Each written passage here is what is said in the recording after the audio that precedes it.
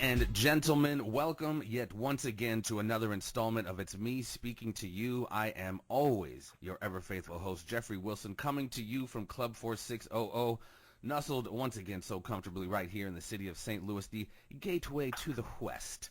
And today we are treating you folks once again to a phenomenal guest. This guy happens to be a longtime family friend, a brother from another mother, I think is what the kids call it, but he happens to also be an amazingly talented photojournalist, a visual thinker, and free spirit at large, is like how he likes to describe himself. He is a former member of the United States Marine Corps. Ladies and gentlemen, welcome to the program today, Mr. Carl Costas. What's up, brother? How you doing, man? I'm doing well, man. I'm doing well. I'm glad to be talking to you. Makes me happy. Gives me a smile. Makes me smile on the inside. Yes, sir, brother. Yes, sir. I visited out with Carl. What's it been? A couple years now. He hooked me up with some photos for my little portfolio, as I am a struggling actor out here in the streets. But I can't believe it's been that long ago. I know, right? I know. Time just flies, brother. Time just flies. Carl is an amazing human being, has an amazing family. Yeah, he is a former photojournalist for the Sacramento Bee, and I now, correct me if I'm wrong, sir, he's just kind of a hired gun out there, and we're going to talk a little bit about that. But before we get too deep into the work you're up to now, my friend, I've always found your story very fascinating, man. Any of the folks that kind of get out of the Quad Cities and really do something, I always find that fascinating in general. But you just have generally a really cool story. Tell us how you got down, man. Tell us how you got into the business. You know, it's one of those things where, you know, I'm nobody special, right? I'm just a dude, and I've always been creative, and I kind of picked up a camera in the the high school years and did the yearbook thing, and kind of went on from there. I got a degree in visual communications, but I chose to go into the Marine Corps, and while I was in the Marine Corps, I worked aircraft rescue and firefighting, and so while I was doing that, I went back to the camera, took more pictures, and really kind of reacquainted myself with the reason that I got that degree in the first place. And then when I got out of the Marine Corps, I used those photographs, that portfolio, to get my first newspaper job. And check this out.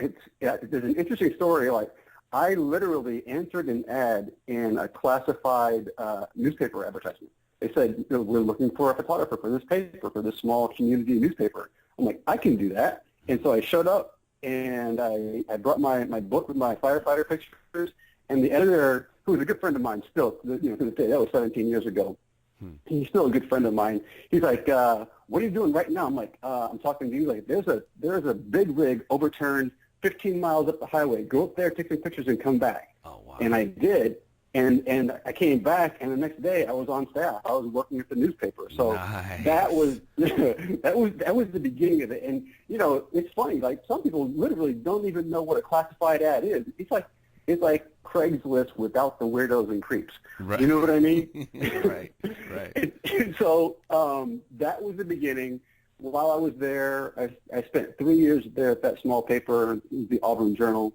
I did a self-assignment in Nicaragua, which earned me an Associated Press award. And when I went to go to the award ceremony, I met the editor of a medium-sized paper, the Vacaville Reporter, and shortly after that, I started working there. I spent 2 years there, and then this entire time I was knocking on the door at the Sacramento Bee. And after my 2 years in Vacaville, I started working at the Bee, and spent 8 years on staff at the Bee, and that really was like a PhD in what I do. Like, that degree, when I went to school, I didn't really learn much that I use today.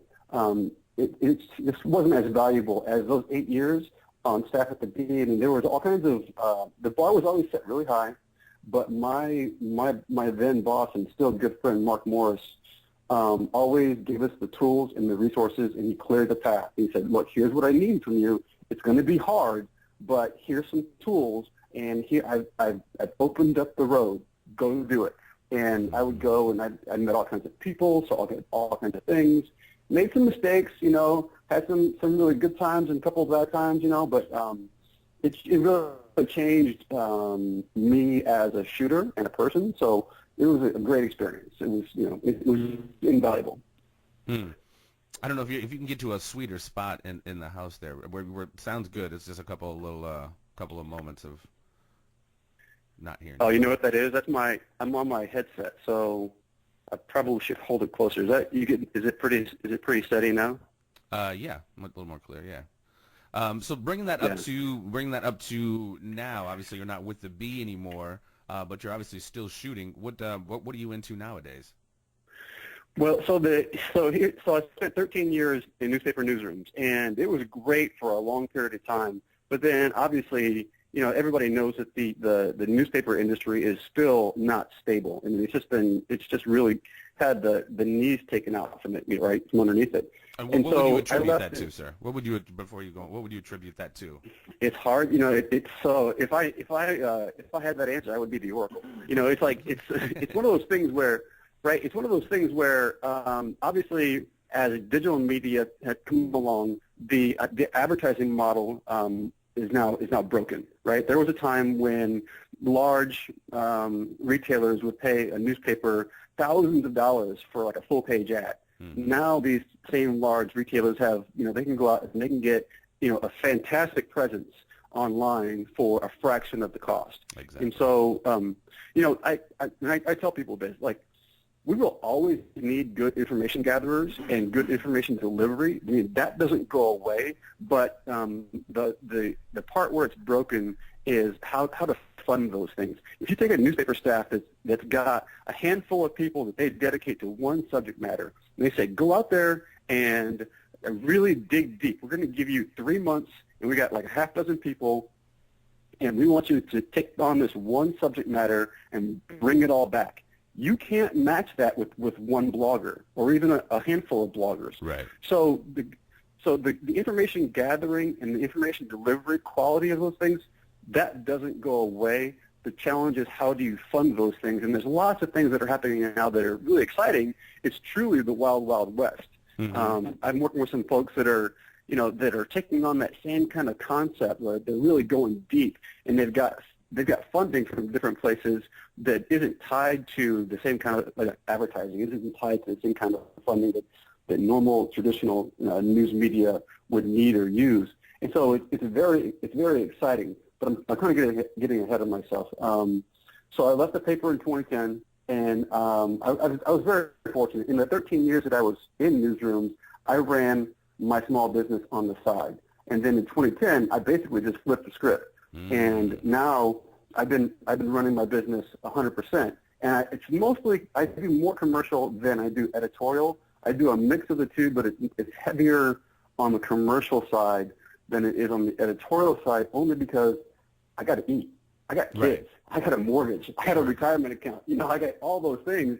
And the commercial work, it may not be as sexy as the editorial stuff. Like the editorial work has taken me literally around the planet. Right. The commercial work isn't as sexy, but it's I still do it my way, which is fulfilling for me, and it allows me to earn a comfortable living. Right. And then every once in a while, I still work with the SAC-B, the LA Times calls from time to time, the Boston Globe, and I do some magazine work and here and there. But those are, I would say, it's easily 2/3 commercial, 1/3 editorial.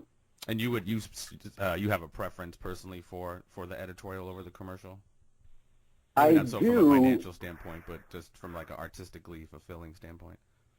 Totally. It's one of those things. It's like, so I'll shoot, like, let's say, Jeffrey Wilson comes to me and says, you know what, I've got to have some photographs from a podcast. And, we talk about where you are, where you want to go, what the road between those two places might look like, and what that might cost. And so we do that, and I'm happy, you're happy, I get paid, and I go home, and that's my job. But there are times when I take the camera and I will go out and do something that really just speaks to me, not because there's a paycheck at the end of the road, but just because it's something that I really want to do. I feel strongly about it, and it makes me happy, or I feel like it makes a difference, in some small way. So I still try to hold on to that, because I think that's huge. I mean, I've gotten close to being at a point. Yeah, right. I've gotten close to being at a point where it's just like bang, bang, bang, bang, bang, all these things but nothing really that speaks to me that Right. I'm really close to. And I stopped, and I'm like, wait a minute, whoa, I've got to, I really got to, maintain this part of it. Otherwise, everything else kind of dies off. It doesn't, it's Right. not the same. You know what I mean? No, absolutely, absolutely. I feel you. There has to be, well, at least for me, and we're kind of kindred spirits in that way. There has to be Totally. a more fulfilling artistic component. It can't just be about the dollars and cents, because it's like that's no way. For me, I mean, for you to get up every morning and grind like you do, it can't just be about the dollars. You got to love what you do. And quite frankly, folks, if you want to go, we will talk about. Well, I can give it now. CarlCostas.com. You can kind of see what Carl's talking about, how his art is really, and his passion is reflected in his pictures. And he also has a very interesting TED Talk that he did that really kind of summarizes everything he really just said, and really finding the bliss in the really oddest places. Speaking to that, if you don't mind, that particular family that you met in Liberia, that I really found that powerful, Carl, because you were saying that you saw so much happiness within this family that was, really kind of didn't have much, et cetera. Tell me about that family in Liberia. You know what? They have an amazing story. So I have been to Africa, but I did not meet them in Africa. Their story is that they were fleeing civil war in Liberia, and they were literally being hunted. So they would, live in the in the bush during the day, and they would move at night. And it was during a time where, obviously, this is a very violent part of the world, where things just, really unspeakable things were happening. Right. And so miraculously, 24 members of that family were able to get on an airplane, and they landed in San Francisco. And to kind of make a long story short, they ended up in a part of California here in Northern California called Yolo County. Really small agricultural town, population a couple hundred maybe, if that. But they've got 50 acres out there, and so they grow organic vegetables and spices, and they live there, and they're just happy. And once a year, they open up their farm to the entire community, and that means like the outlying community as well. So people come from all over, and they drum and they dance and they sing and they feed everybody that comes. And I met them, let's say maybe 6 years ago or so, probably more than that. And we started making pictures and kind of grew this relationship. And I got to know them, and I'm like, wow, these guys came from an area. These people came from violence, like just unspeakable violence. And now they're here, and they don't have much, but they have everything that they need, and they're genuinely happy. And I thought to myself, so what's my problem? Right. Guys like you and me live in the first world, and my car didn't start, or just name your issue, whatever you think you're causing you a bad day, and I'm gonna call you out. That's BS. Right. That's not a problem, right? So if they can go through what they went through and they can be happy, then I've got nothing that I have to worry about. Everything I have to worry about pales in comparison to that. Well, and that's such a beautiful kind of reward to get out of that. Like you said, you've traveled the world, and I'm sure, and I guess I can ask, do you see that as a theme? Because I kind of do oftentimes. I see oftentimes in a lot of poor communities, you have a lot more closer-knit family, and they they seem happier. Maybe Yep. they're just appreciating the little things. How do you see that more and more, like across the world as you travel? I do see something very similar to that. I mean, I think that I don't know what the exact number is, but they say that like the average American family, let's say you're a family of four, once there's a tipping point in terms of income. Once you reach, let's say it's 70 grand, 80 grand, 90 grand, or whatever it is as a American family, they say that the rate of return on your happiness isn't any better if you're making 200 grand than it is if you're making 80 grand, if that's the number. Right. Just because money doesn't buy happiness. You know what I mean? More money, more problems, brother. Exactly, man, exactly. And so when I go, like I've been to different parts of the planet, and then I've seen some pretty some pretty incredible things and some pretty disturbing things. And I really want to. My kids are, they're young. They're 11 and 13, and they haven't been out of the country yet. I will get them a passport, and I will take them to different parts of the planet because I want them to know that this life is about more than just iPhones, iPods, stuff. Flat screen TVs. My kids want for nothing. They've got everything that they need and then some. And then every once in a while they come to me and say, "Hey, I don't have this, I don't have that," and I think about that, and I think back, and I've seen little kids that don't have, they just have pennies. Mm-hmm. There's a kid in one of the slums of Addis Ababa, Ethiopia.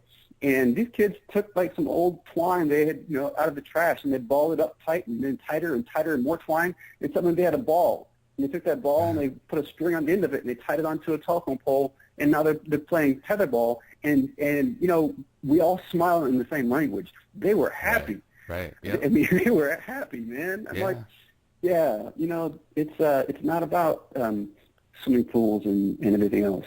Right. So. Yeah, the thing that you're right. We're too occupied oftentimes with things, and it's often too many of us don't get a chance to go and see that kind of stuff to gain that perspective. But like you said, it's definitely as parents, I think it's really important for us to get our kids out of this bubble here and show them the world is bigger than wherever we happen to live in the country. Totally. Speaking, jumping a little bit to the technology now that we have here with photography, man. Talk to me about drones. When I was out there with you, I was flying your, I forget what kind of drone that particularly was, the Phantom, I believe. But the ones I'm seeing now, and I know you've seen them, and I know you own one now. I think it's called the 3D Iris. You can set this thing up to talk to me about it. Drones and how awesome these things are and how affordable they are. They're insane. It's crazy, man. It's really nuts. But I tell you, I don't even know where to start because there's so much to talk about, right? But the first thing is that the technology is exploding, right? And unfortunately, because organizations like the FAA, which is they're going to be the ones in charge of what happens in the sky, that's a bloated bureaucracy.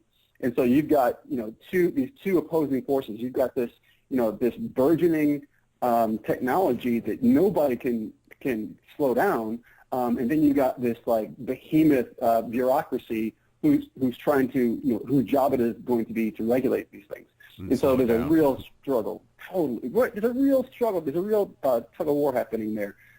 I was super pleased to see here in California, Governor Jerry Brown had a bill on his desk that was going to. It's so funny, man. So the FAA guidelines say you cannot exceed a ceiling of 400 feet. This bill proposed that you could not fly any lower than 350 feet over private property, which meant that you had a sliver of a window of 50 feet of altitude that you could fly in. And I just thought that was just back asswards. And so Jerry Brown vetoed it, and I was really glad to see that happen. Just because, people do some irresponsible things with drones, but people do irresponsible things with cars, with with anything. You know what I mean? Yeah, no, absolutely. So, totally. My government thing doesn't need to come in and regulate it. It is exploding, and there doesn't need to be some kind of like safety measures, because I'm seeing it already. People are, I saw firefighters spraying somebody's drone down. Some guy. It's just I'm seeing it already. People worrying about peeping Tom kind of things. So yeah, that's kind of what I was going to ask you next. As this explosion happens, how is it going to kind of be regulated, or is it? You know what I mean? Or do you even think it should?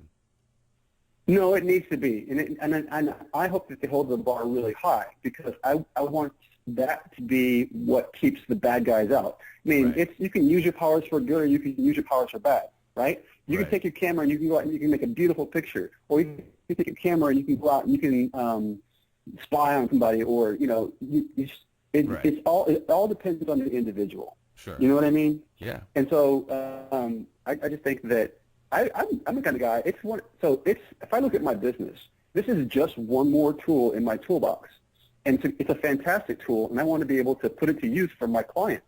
Oh yeah. So I'll go out and I'll take whatever test the FAA wants. I'll go out and I'll pay the the fees or whatever they are. And I already carry a really a fat general liability insurance policy. If they need something else, I'll do that. Because I want the guys that fly a drone onto the White House lawn not to bring me down.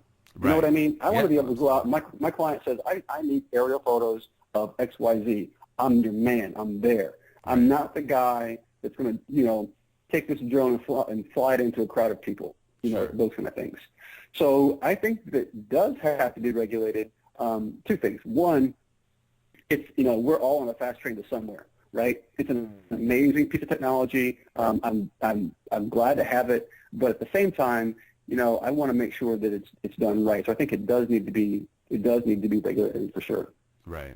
Yeah, like you said, it's really about the person and their intentions and how they choose to apply it. And like you said, you shouldn't be penalized because some other jerk decided Jackass to X, Y, Z with it. Yeah. But I mean, just seeing the commercial applications of that, man, their shots are so amazing. Again, you can go on Carl. We'll put up his social networking site at the end here. The shots that you get from these are absolutely beautiful. The capability for them to like autonomously follow you, return home, it's unbelievable.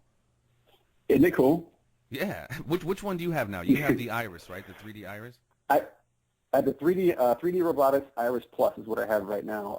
The one that you flew, the DJI Phantom, that was and so we're really, this is still at this level. It's kind of still prosumer. It's recreational. What I've got is a little bit. I've got it to a point now where it's a little bit more than just recreational. So I would consider it prosumer. But I'm several $1,000s into it. The reason that I switched from DJI to 3D robotics is because DJI is based, I believe, in China, and the customer service is horrendous. If you need a part, good luck. If you need to speak to a human, you need even more luck. 3D robotics is based out of Berkeley, California, and then they do their manufacturing down in Southern California out of San Diego, and then I think their parts, they may have some factories in Mexico that ship to San Diego and ship out.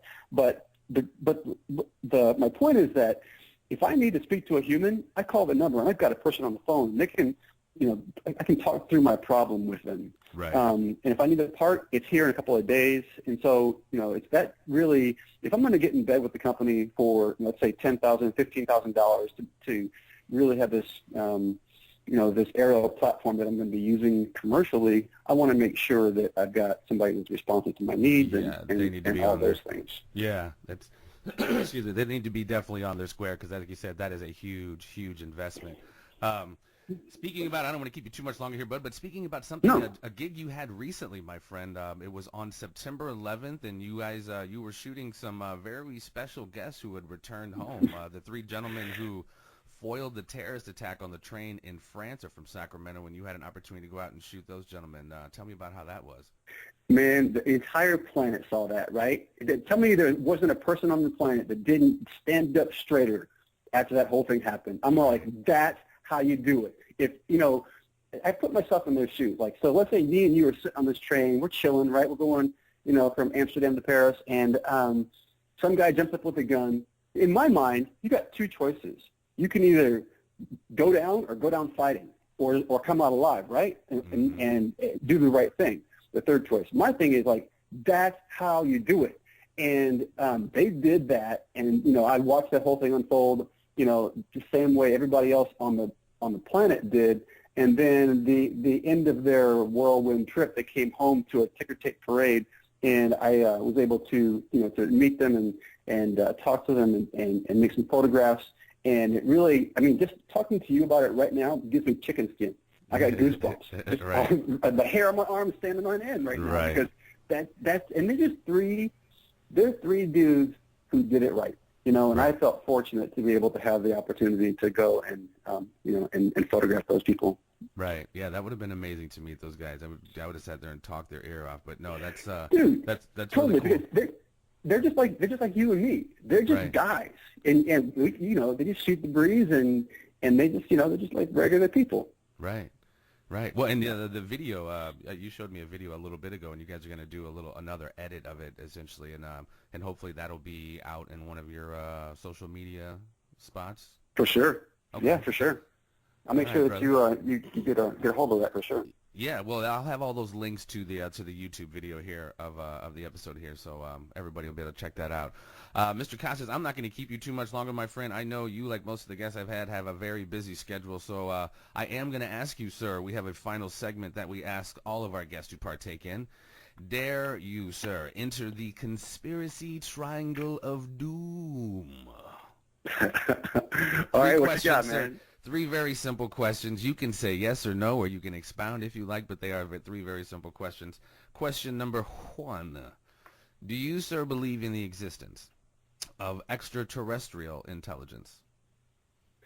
You know, I can't just yes or no this one because it's way too deep for that. I do believe I'm a big fan of science. You know, Neil deGrasse Tyson is one of my heroes. I mean, that guy dude. I'm trying to get him on.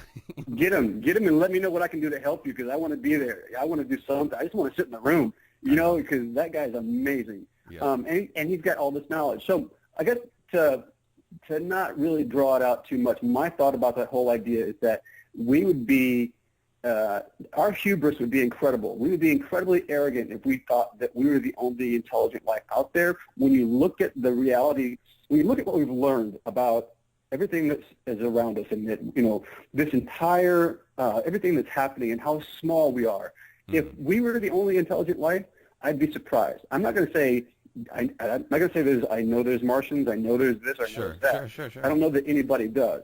But I really, and this kind of also speaks to my overall frame of mind. I feel like I always try to keep an open mind, right? So my thought is that we could not be, I don't believe that we could be the only intelligent life out there. And by life, you know, with air quotes, I don't know what that means or what that looks like. Sure. But there's just too much going on, man. You know, there's just too much out there. So I would think it would be incredibly arrogant of us to think that we were the only, you know, intelligent life form out there. Well, like they said in the movie Contact, there would be a big waste of space if we were just the only ones. But right. Question number 2, sir. Do you believe the official version of the events which occurred on November 22nd, 1963, the assassination of President John Fitzgerald Kennedy? You know, I think that, so I was in the government. I worked, I was in the military. So I know that it's a complicated place. And whatever the official word is, may or may not be what officially happened. And at the same time, you fold in all this other controversy that surrounds that whole, that event. And it's a mess, you know? So I'm reticent. I don't know that I would believe the official version, but I don't have an answer though for I don't think anybody has an answer as to what really happened. You know what I mean? Yes. But they're going to have to tell you what they want to tell you. They have to say something.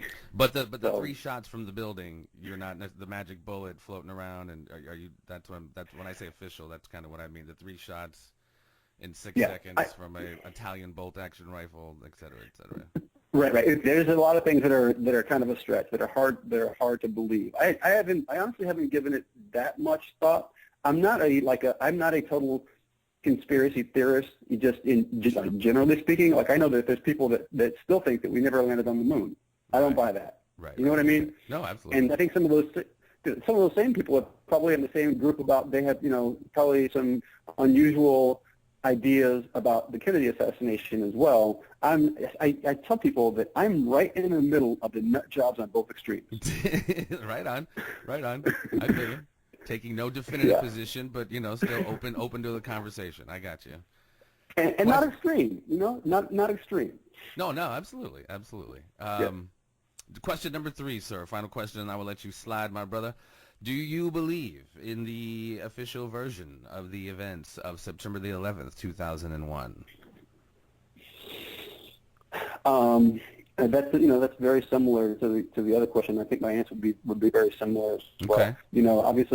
Obviously it's one of those things where terrible, unspeakable things happened, and people have their ideas, different theories and different ideas. I think what's more important about that to me is that we, as a as a global community, try and really heal ourselves. I think that's what's more important to me than like the official versions of this or that. What I think is that I know that I was just in France about a month or so ago, and I didn't speak the language, but I still was able to get around and interact with people and share experiences. And there are times where we laughed and smiled and joked, and we shared food and we shared wine and we had a good time. And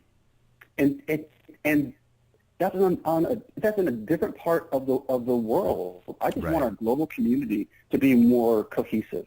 I think that's more important than what the government says. You and we're just regular people, and me and those people that I share time with, we're just regular people.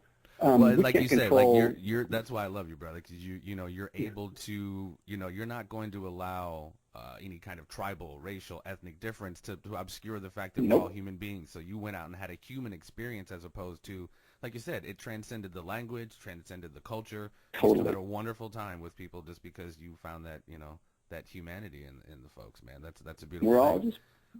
We're all just people, right? And I think that's an important part for me.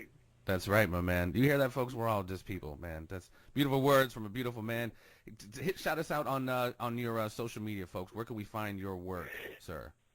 So my go-to destination is carlcostas.com. You go there, you can see mostly it's my my portfolio, but you'll see there's links there to places like my blog. And if you go to the blog, which is it's just blog.carlcostas.com, or you can link to it from the main site. There you can see that's really kind of like the main site is just my that's my outward facing self. The blog is more inward facing, where you can see how I think, how I work, how I act, and those things. There's lots of behind the scenes videos, and I'm not as active on there as I want to be. But when I am, I'm really expressing myself from the inside. So you can read my words, you can see the videos, and you can really get a better sense of who I am. He's a wide open book, folks. He's a wide open book. Brother, man, I love you. I got nothing to hide, man. I love you, man. Thank you for taking the time, bro. Continued success. We'll stay in touch, but keep doing what you're doing, brother. Tell the fam I said what's up, and I love you, my friend. Love you as well, man. Thank you for the pleasure. It was awesome. All right, brother. That was Carl Costas, folks, joining us on It's Me Speaking to You. Stay tuned, folks. We got more coming.